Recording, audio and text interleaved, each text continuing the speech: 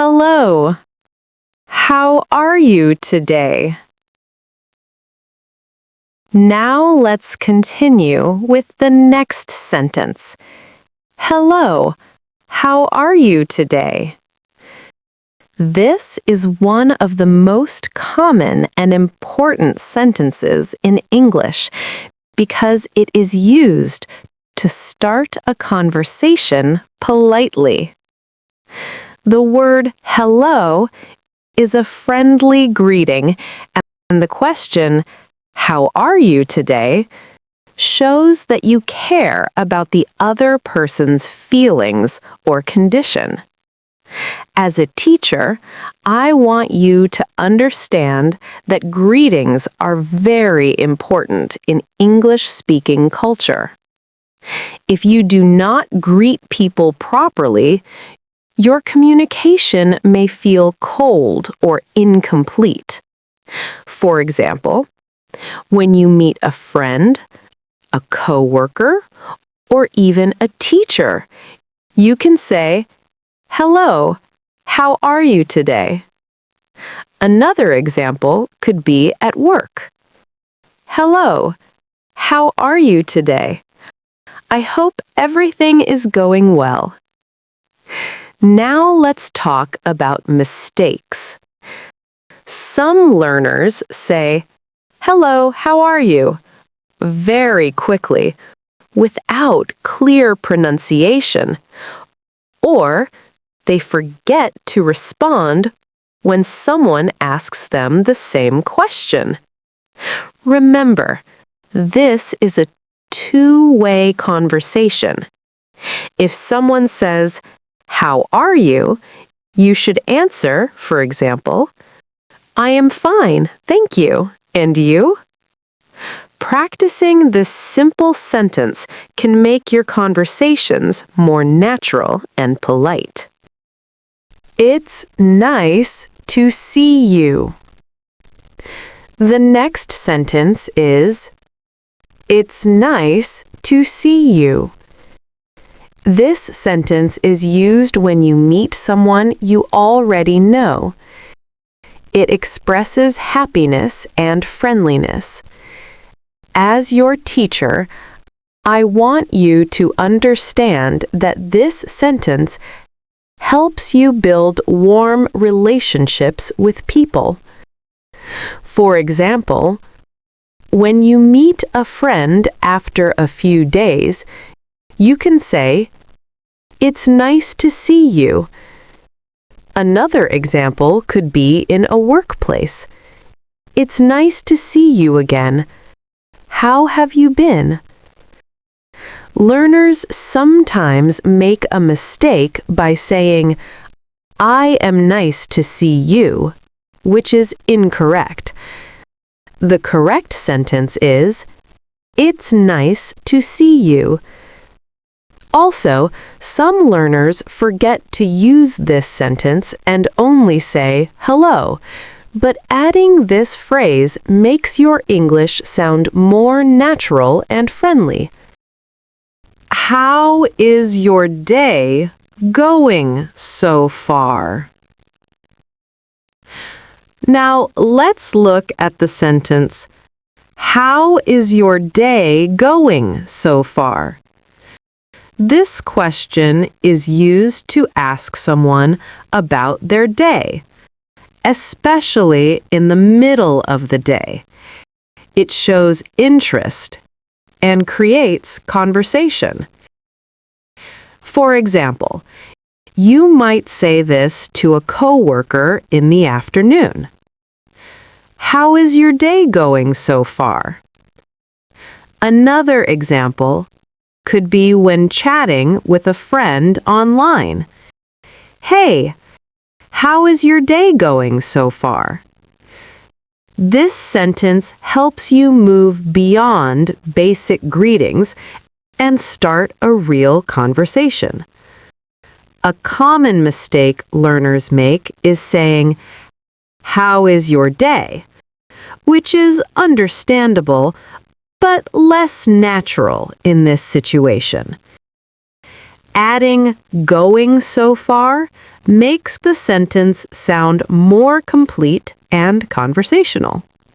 As your teacher, I encourage you to practice this sentence because it is very useful in daily life. What are you doing today? The next sentence is, what are you doing today? This question is used to ask about someone's plans or activities for the day. It is simple, but very powerful for starting conversations. For example, you might ask your friend, "What are you doing today?"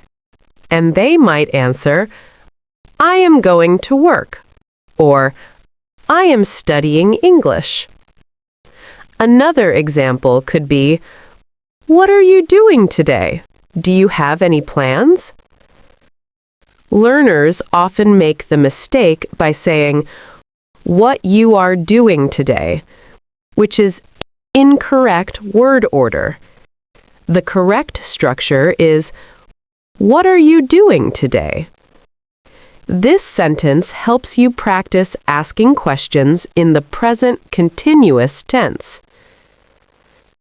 Now, let's talk about a very positive sentence. I hope you are having a great day. This sentence is used to express kindness and good wishes. It is often used in both spoken and written English, especially in polite conversations or messages. For example, you might say to someone, "I hope you are having a great day," during a conversation. Another example could be in a message, "Hello, I hope you are having a great day. I wanted to ask you something." Learners sometimes make the mistake of saying, "I hope you have a great day," when they mean the present moment. Both are correct, but our having focuses on the current situation. As your teacher, I recommend using this sentence to sound more polite and friendly. It's been a long time since we last talked. The next sentence is, it's been a long time since we last talked. This sentence is used when you meet or speak to someone after a long period. It expresses that you have not communicated for some time. For example, you might say this when you meet an old friend. It's been a long time since we last talked. Another example could be in a message. Hi, it's been a long time since we last talked. How are you? A common mistake learners make is saying, "It has long time we not talk," which is incorrect. The correct structure is, "It's been a long time since." This sentence is very useful for reconnecting with people. Sentence 7. How have you been recently? Now let's look at the sentence, how have you been recently? This is another question used when you meet someone after some time. It asks about their life, feelings, or experiences over a recent period. For example, you might say, "How have you been recently?" when talking to a friend you have not seen for a few weeks. Another example could be, "How have you been recently?" Have you been busy? Learners sometimes confuse this sentence and say, "How are you recently?" But the correct form is, "How have you been recently?" because it refers to a period of time. This sentence helps you sound more natural and fluent. I'm happy to see you again. I'm happy to see you again. This sentence expresses strong positive emotion when meeting someone again. It shows that you are genuinely pleased. For example, you might say this to a friend, "I'm happy to see you again." Another example could be in a professional setting. "I'm happy to see you again. It's been a while." Learners sometimes say, "I am happy for see you," which is incorrect. The correct structure is happy to see you. As your teacher, I encourage you to use this sentence to make your communication warmer and more friendly. Sentence 9. What's new with you? Now, let's talk about the sentence, "What's new with you?" This is a casual and friendly question used to ask about recent changes or updates in someone's life. For example, you might say, "What's new with you?" when meeting a friend. Another example could be, "What's new with you these days?" This sentence helps you start interesting conversations.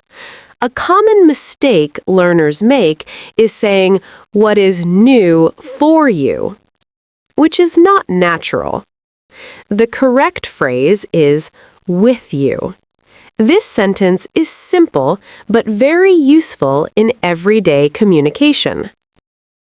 Tell me about your day. Tell me about your day.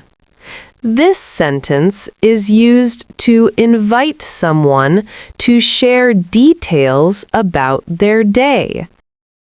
It shows interest and encourages conversation. For example, you might say to a friend, "Tell me about your day," and they might describe what they did. Another example could be, "Tell me about your day. Was it busy?" Learners sometimes say, "Explain me your day," which is incorrect. The correct structure is, "Tell me about your day." As your teacher, I want you to remember that asking questions like this helps you become a better communicator, because conversations grow when you show interest in others. Before we finish this lesson, remember this. You do not need difficult sentences to speak English confidently. You need simple sentences that you practice every day. If you learn and use these sentences in real life, your confidence will grow step by step. Do not be afraid to make mistakes. Every mistake is a step forward in your learning journey. Keep practicing, keep speaking, and I will see you in the next lesson, where we will continue with more daily English sentences.